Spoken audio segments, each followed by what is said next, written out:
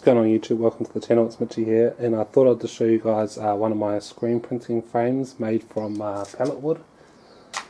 So pretty much I just cut these in half lengthways so that they're not as thick, and then I just like on this side here I cut down like halfway.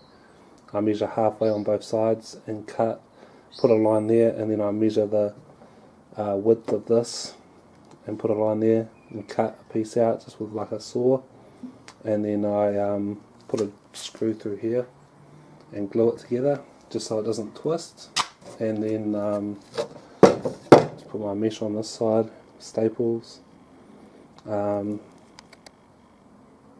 it seems to be working out all good. So yeah, just thought I'd share that with you guys.